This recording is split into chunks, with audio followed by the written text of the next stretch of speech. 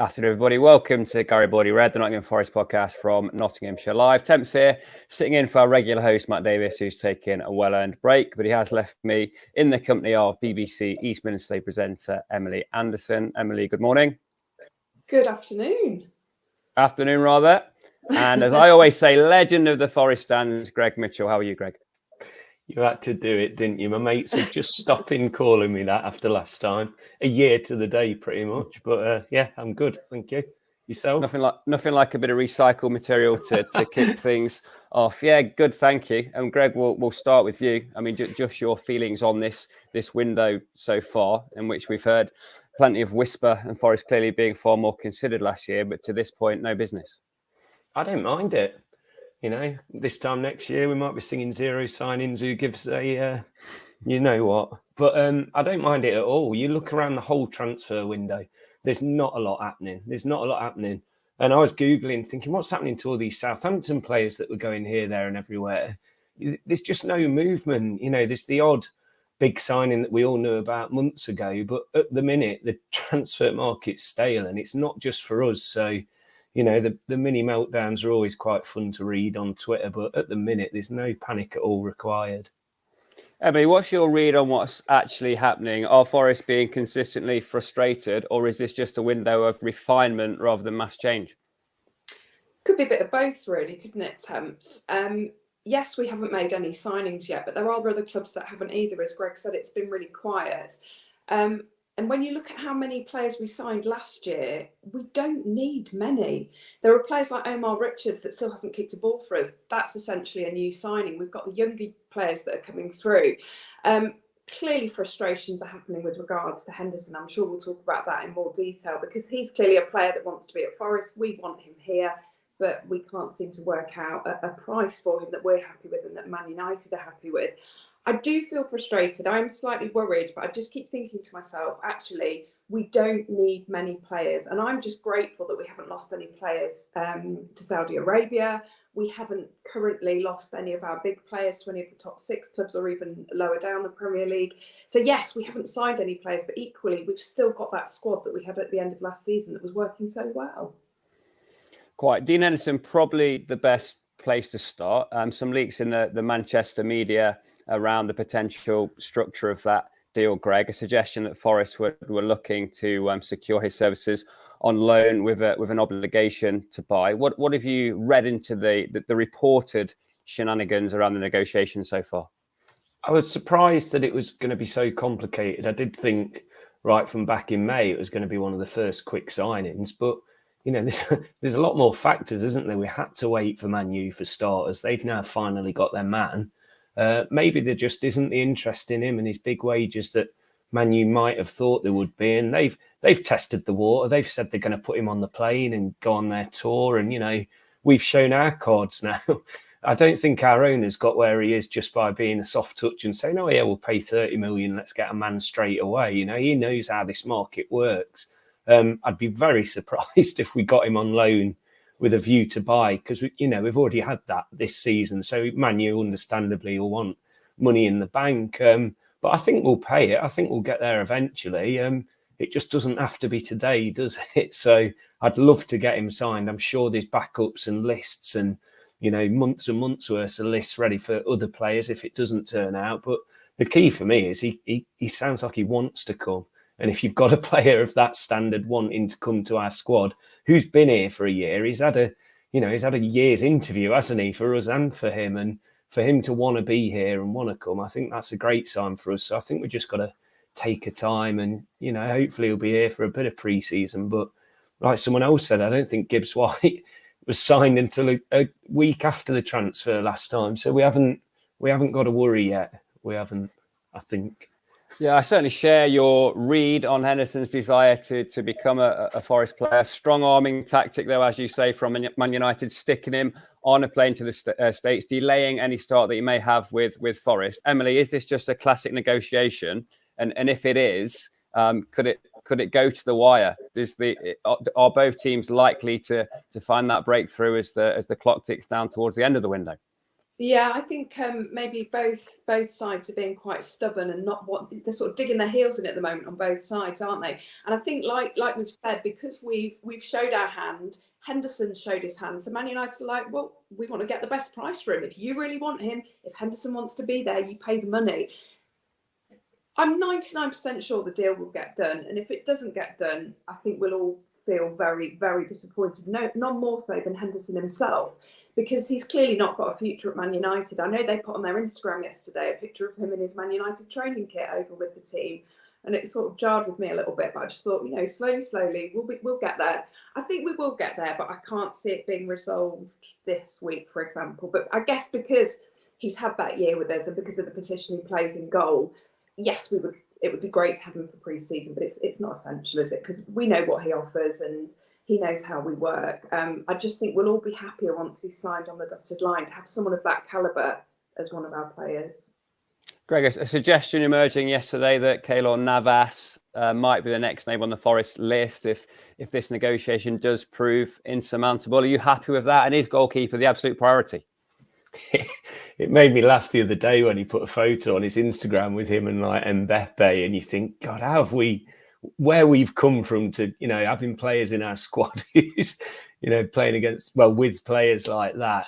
Of course, he'd be a great second option. His wages would be astronomical. That's the kind of deal that you'd expect to take a long time. That won't be we can't get Henderson, let's get Navas in.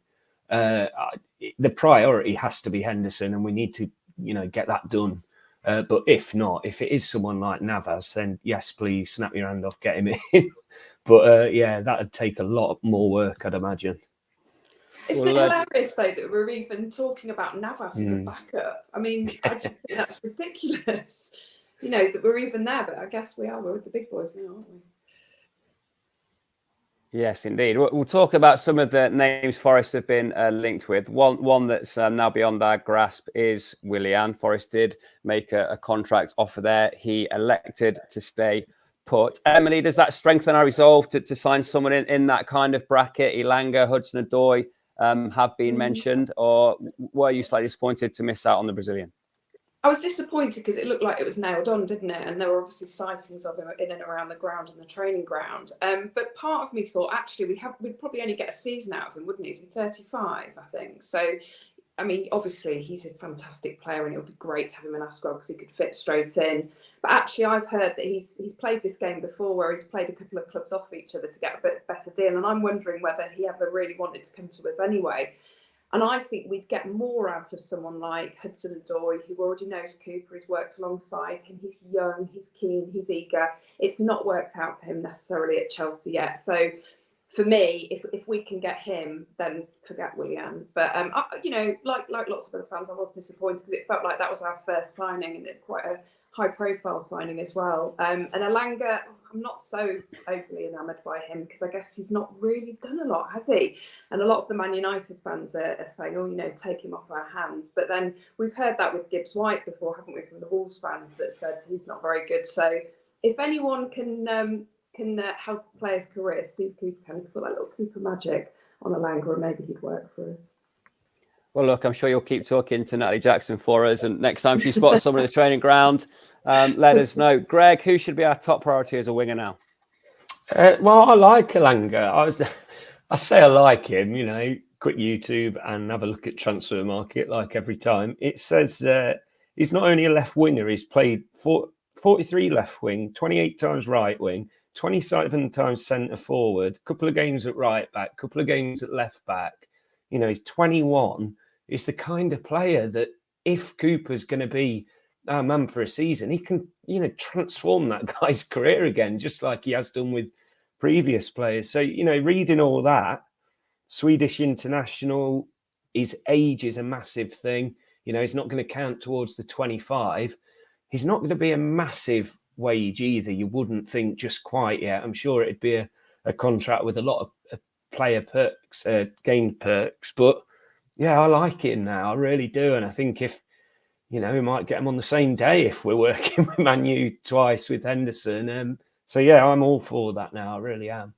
Just want to highlight a comment from Hussein Akhtar. Do like and subscribe if you're on YouTube. Drop us a comment if you're watching live on Facebook as well. Hussein asks, do we have serious issues with financiers, which is dictating who we can go for this season? This might be in the context of FFP, allowable losses. Regardless of the depth of your owner's pocket, there's a structure by which they're allowed to inject cash into the football club. Are we seeing that play out? Is there an issue at this moment in time with not how much money Forest have got, but how much money they can spend in that window, at this window? And are we going to see slightly more refined and negotiated offers off the back of that? What's your read, Emily? Yeah, it feels like last year it was like a kid in a candy store, wasn't it? We just sort of bought whoever was available, it felt like. And a lot of those signings did work. You'll know much more, Temps, about FFP and the financial side of things. But the way I see it is we do just have to pick and choose, don't we? There was talk of maybe offloading one of our future stars. I know Brennan Johnson's a possible one that might go to give us a bit more money in the bank. Hopefully that won't happen, but I think we just need to be really careful, and maybe that's why, we're still toing and froing with Man United over Henderson, because we can't just say, oh yeah, here's 30 million quid for him. I just hope, I'm sure we will. I just hope we can stay within those boundaries of FFP, because I'm sure they'll be hot on our heels if we get close to that. I don't know where we stand with regards to that, but it does feel like it's really, really tight, again, with the talk of a possible Brennan Johnson move and not having any signings at all. Yeah, my read on FFP, as briefly discussed last week, it is a factor. We know it's audited pretty tightly in the Premier League. Some high-profile cases at the minute of clubs under pressure. And Forest have a championship season in their 3-year FFP window as things stand. So cautious financial management required. Certainly no lack of finance available from the owner, but he needs a structured manner in which to inject it, which brings us on to a few comments about shirts, which are coming through. Greg, your view on the big Adidas reveal, and would you like to see a brand front of shirt? I thought the few comments were going to be on these very unfounded PSG rumours, which I always smile at when we see and get excited about. But we do need a front of shirt sponsor. I think we missed out on a lot of income last year. £6 million? That could pay a lot of players' wages and keep us a little bit more on that green line than red. But for me, I think it depends on what type of sponsor. I personally wouldn't want a betting sponsor. I mean, I have the odd bet, but I know it's not something that's really seen as the right thing to do at the minute. So I hope we'd avoid that. I loved what we did at the end of last season with obviously the UN charity. I think that was superb and showed what kind of club and what kind of ownership we've got. But we now we've got Idea Gen on the sleeve, and that's going to be a big sponsorship. A local company as well. They're based literally across the road from me. But I'm sure there's plenty of companies out there baying to get on our shirts, but we play a hard bargain, and maybe that's why the signings aren't there as well. Just look at how we work it with the shirt sponsor. If it's not right, it's not happening. But I'm sure there'll be something in mind. There's plenty of people at that club doing good enough job to get something sorted. Let's talk about Brennan Johnson then, and specifically, Emily, what next for Brennan Johnson? I'm sure we all want him to stay. We saw Aston Villa on the verge of announcing Diaby from Leverkusen in a £51.9 million deal. Should that end their interest in Brennan? And do we think he's pushing to leave? Or is this just a case of representatives keen to see what's out there? I would hope from Aston Villa's perspective, they've been pretty busy actually, haven't they, in this transfer market? They've had quite a few really good signings. I guess they need it because they've got Europe next season, haven't they? I hope that ends their interest in him. You'd hope he'd be surplus requirements there now that they've almost got that deal through. From Brennan's side of things, we can't read his mind, can you? He's a Nottingham lad. He's born and bred here. Obviously had links with the club through his dad. I would like to think that he would like to stay and give us a second season in the Premier League at the very least. He's recently changed his agents, I think, has he? So maybe they're pushing for a big money move, or are they just pushing for a better deal for him here? Because he's on I know he signed a better contract, didn't he, when we got promoted, but actually when you look at maybe what some of the other players are playing and then what he provides to the squad, you could argue that maybe he should be on a bit more.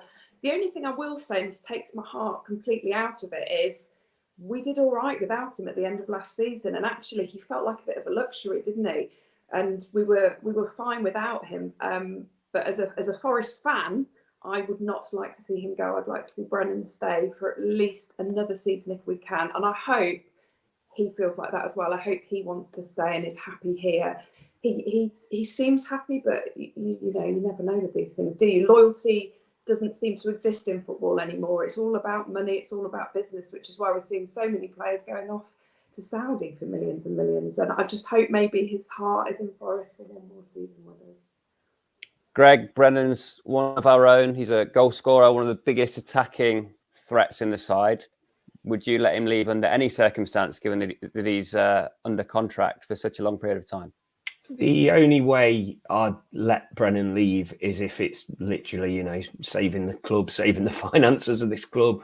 If you're playing Moneyball with a player like Brennan, and if his side are as well, he hasn't by any means reached his peak yet in skill level and in money terms. You know, he has another year at Forest. Whatever happens with us, if he plays game, his value goes up. He gets better wages. You know, everything's going up and up, especially under Cooper and the way he manages him. So I think his advisors deep down know he is better with us for this season. He goes to someone, well, it's not going to be Villa now, is it? He goes to a West Ham or, you know, someone of that ilk, that kind of level, you know, Palace, West Ham, that it is a sideways move. All right, he'll get a bit of Europa League, but it's not that big money move that players of past years, when they've reached that development, go for. You know, he wants to be looking at a top 6 club who, you know, he can be there for 6-7 years after this and make mega money.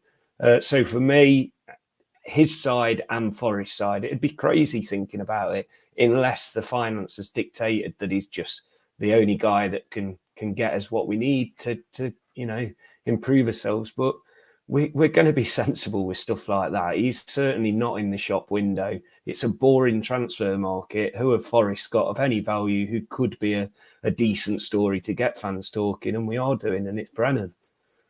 Let's just highlight Mark Hudson's comment on Facebook. Mark's obviously got a long list of ins and outs. Get Henderson, Martson, Sangare, Hudson-Odoi, Elanga, striker from Strasbourg, sell Johnson to balance the books, along with O'Brien, Shelby, Surridge, Dennis and Freuler. One thing we should say is an academy product.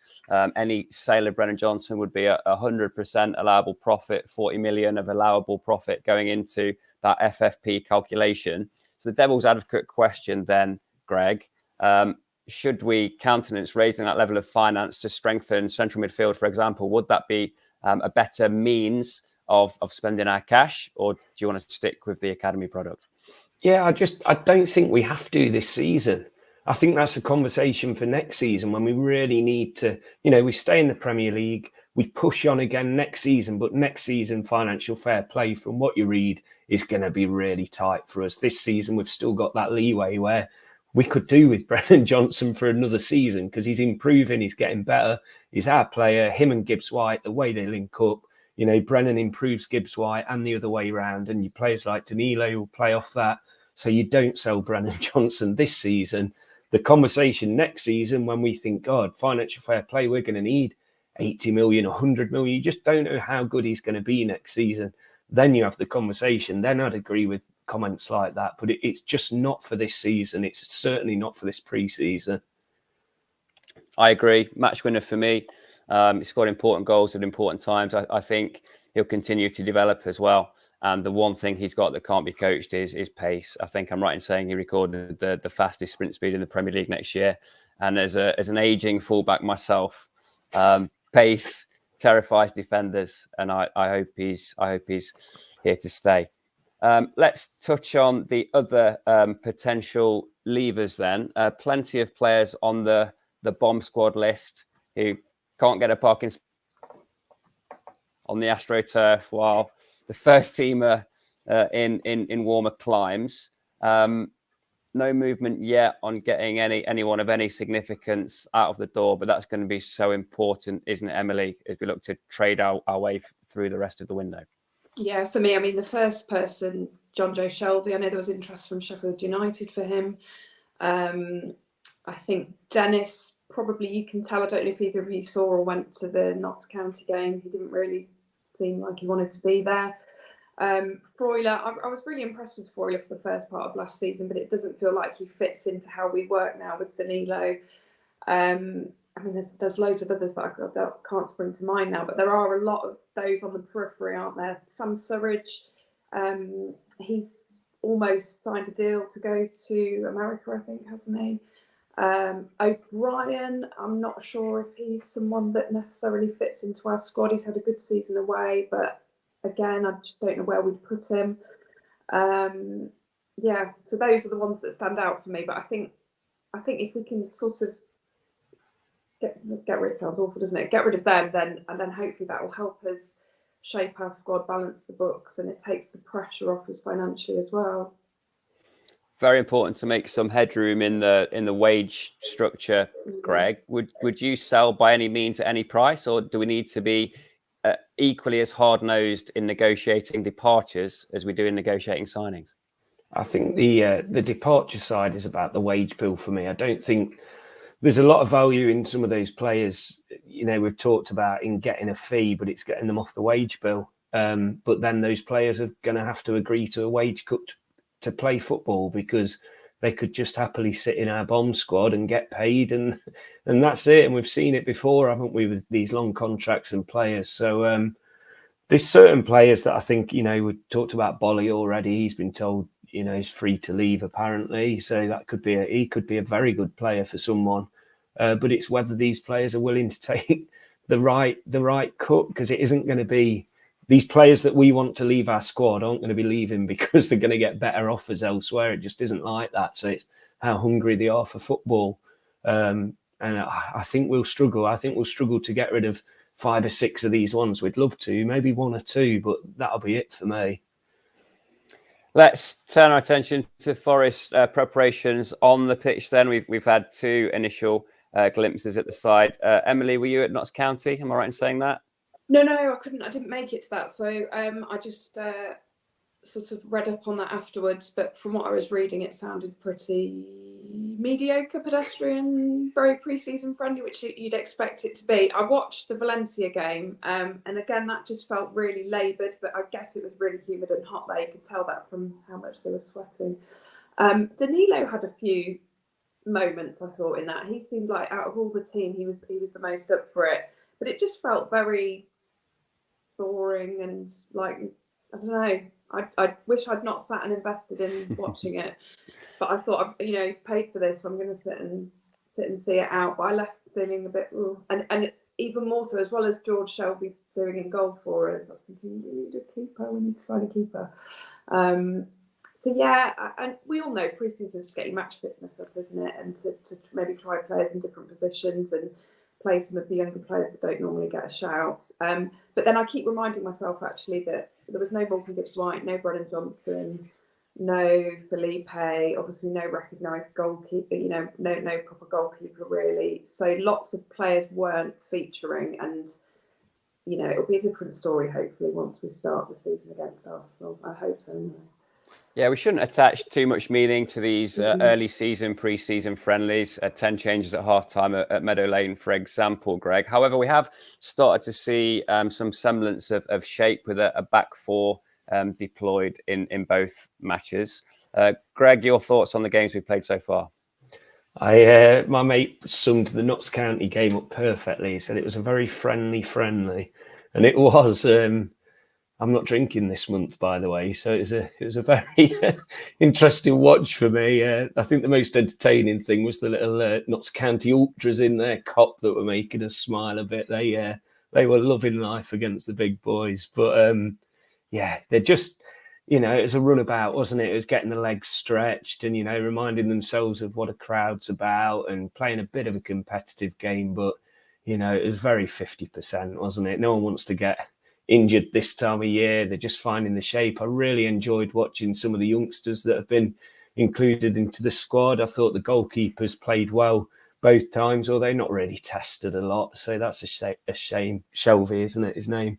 But it'll be interesting, I think, when we start playing teams that aren't going to give us much more possession, because I think that's what's going to be happening at the beginning of the Premier League again. You know, we're not going to be getting the amount of possession we got against Notts County. So when we play the Eindhovens and Frankfurts, I think that's going to be a lot more of a gauge of how we're going. It's still very early, isn't it? So that's it, really.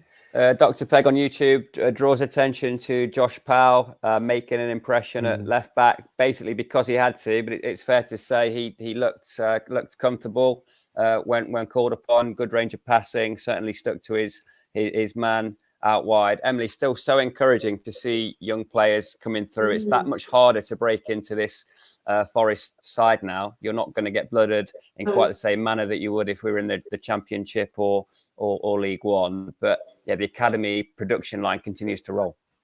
Yeah, which is really good to see, isn't it? I know he's not from our academy, but another young player who I thought impressed in the last game, Brandon Aguilera, who again I know is probably one for the future, but he seems to have really come on in his time away.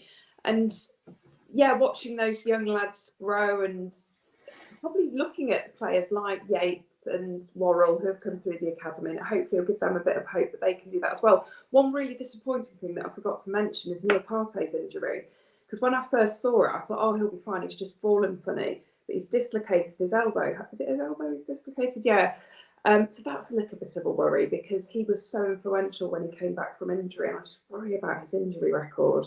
But hopefully he'll be okay. And the other thing, a lot of people on Twitter particularly were getting very stressed out about Owenee not being in the camp and was he off somewhere else. So it was really nice that Forest posted a picture of him with the guys. So panic you not, worry you not, Owenee's there.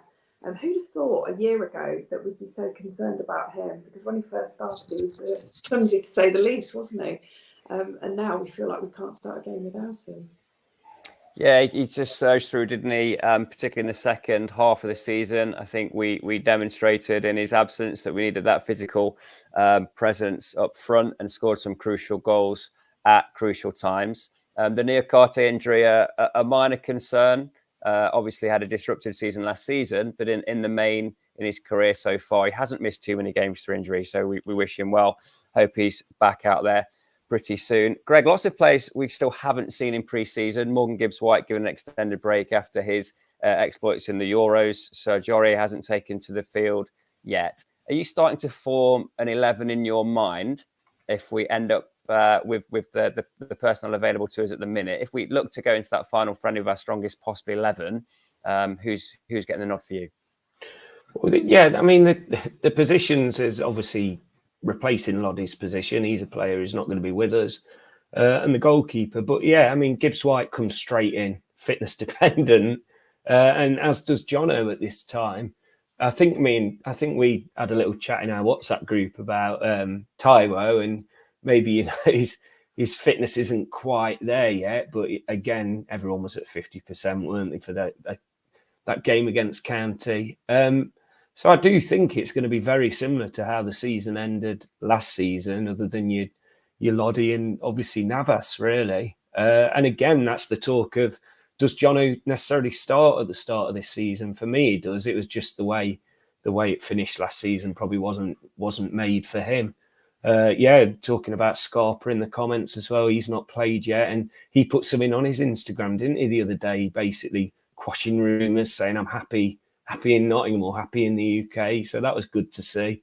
A player that starts this season who, we didn't even know his name last season is Danilo. The way he came on towards the end of the season, he's one of the first names for me in there.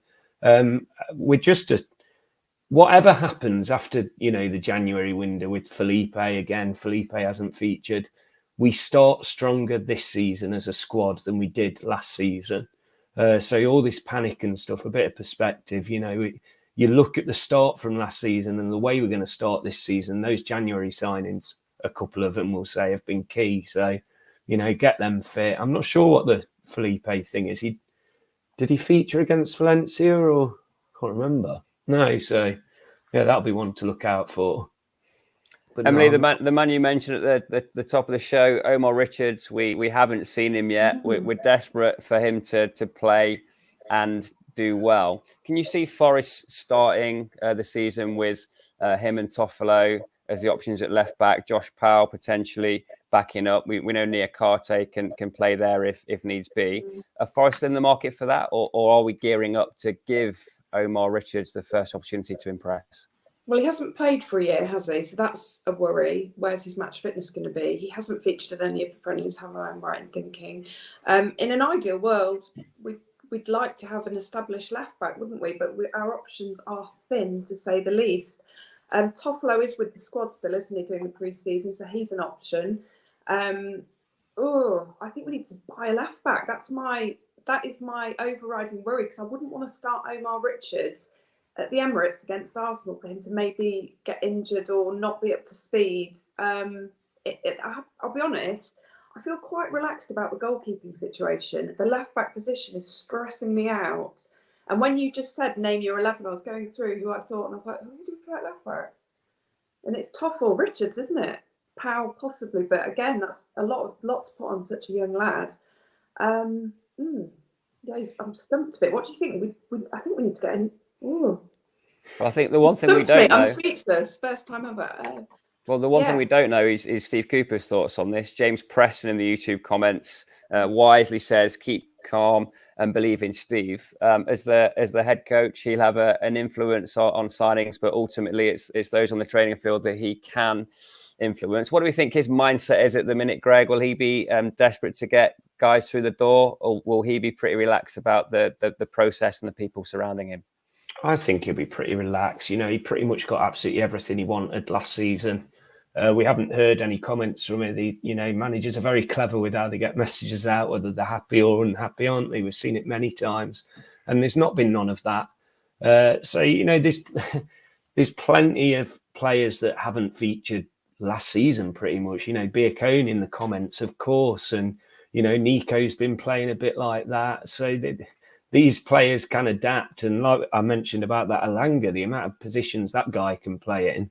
We've got a lot of players like that, and it's a season of so many twists and turns that there's going to be plenty of players for the positions. It's just the quality of them, and like I've just said 2 minutes ago, we're certainly a stronger team currently than we were this time last season. In a week, we can't forget that either, can we? That if you look at where we were last season, we literally didn't know what we were doing, did we? For the first however many games, and if you look at every part of the pitch, we've got experienced players that we know will get us through. I've forgotten about Serge Aurier, of course. He's been fantastic in the centre of the park. We've got Danilo who's shone through, Yatesy. We've got Worrell at the back. We've got Awanya. We've got Gibbs-White. We've got Brennan Johnson. So we've got all these established players that work really well together. And yes, I'm panicking about your left back position, but actually you're absolutely right. Steve Cooper will know exactly who can play where and how he can fit people into different positions. So I think we need to remember that. Look at where we were last year to where we are now. It's so much better. In fact, it couldn't be more different in a real world, could it? Yeah, my mate sent me this as well. It's a Twitter account called The Random Pundit. And they put, just to bring some positivity back to Forest, with our existing squad, the final 6 Premier League games last season, we got 11 points, which was 5th in the league. We scored 12, which was 2nd in the league, only conceded 8, which was the 8th best in the league. This is what I love. This is what I'm all over. That level of performance has us 5th with 70 points. So, we're panic. You see on Twitter now, and I know we're never happy. Of course we're not. We want to be top of the Premier League next season or else. But when you see a bit of realism like that, you think, what, we're not in that bad a position. You've got to look at where we ended, not where we started, and where we're going to start this year is completely different. So those in the comments asking about FFP and our thoughts on Callum Hudson-Odoi, do watch this back. You'll hear our debate and discussion around those points at the top of the show. 5 more friendlies to come in this pre-season, including Leeds United at the Pirelli and the German away trip, which I know Greg's all over. At what point do you think we'll start to see this 11 taking shape? Leeds probably provide, the most... the right opposition to benchmark ourselves against. Do you see Forest starting to get towards full strength at the Pirelli on Thursday? Yeah, I think that's a real tough challenge, Leeds, because they haven't weakened, and they weren't a lot worse than us last season, were they? We got them at home and they got us away. It was two very even games, so that's going to be the gauge so far of where we are. And they've had a little bit longer pre-season. I think they've been back a week or two earlier. And then, it's the Eindhoven and Frankfurt games that are really interesting for me, and we'll get to see all of that. So, but pre-season, just results do not matter. I know it's so easy to say that, but you have teams like Arsenal getting thrashed a couple of seasons ago and then suddenly playing really well for the season. The results doesn't matter. It's getting through it without too many injuries, because 5 pre-season games, a lot can happen there without too many injuries, and just getting minutes in some of these players' legs that haven't had many, not just pre-season but last season as well. So not too worried about that. It's just the amount of minutes for me. Keep everyone fit. Brilliant. Thanks for your thoughts. Do like and subscribe and share if you're watching this on YouTube or Facebook. Emily, any final thoughts, words from you, or is all well in the garden? And as you called for earlier, just maintain this patience and see what happens next week. Yeah, I think we all need to relax and keep calm. I just wanted to mention the Forest women, because I'm really pleased that they're starting this new hybrid professional model. I think it's fantastic for the women's game. And as a mother of a daughter who plays football, that is so important to me, because she's now got these women that she can see as being professional, and I'm really excited to be able to tell her that. And they've also got their new home ground in Nottingham, so that's really, really good. And also good luck to England women tomorrow in their first World Cup game. Absolutely right. Greg Mitchell, final word from you. Is this my AOB bit? Because I've got this two. Is it. Let it rip. They're not very long. The Risen books that a lot of you have ordered, they're now been delivered to Simon's house, and I'm sure everyone's very happy about it at his home, but he's got a room full of books, so they're going to be out. They're being sent out next week, and also a few of us are going around this weekend posting them locally, so hopefully you should be getting them within a week or so. And then I've got quite a strange one that I don't think it's going to offend the guys involved, but there was that infamous video last 2 seasons ago in Lower Bridgeford where there was a bit of a fracas about, I think on YouTube it was called The Last Pie. I've been asked if either of the guys involved would want to get in touch. There's quite an exciting little project, let's just say, that when I read it, I thought, you know what, if I was one of them guys, I'd really want to find out about this. So if anyone knows either of those two, or if they watch this and they want to send me a Twitter DM or just get in touch, no pressure, but I think you'd like to hear it, let's just say. So if you are out there, just send us a message and I'll tell them what it's about. There you go. A bit of intrigue from Greg from his Hollywood debut about a scrap for a pie on the main stand concourse. I don't think we can take it any further than that. Thank you very much for listening. Do check out Matt's Monday features with the great and the good of Forest's recent history, particularly the chats with Lewis McGugan and Nick Marshall and David Phillips. Well worth a listen. We'll be back next week, but really appreciate you joining us this afternoon.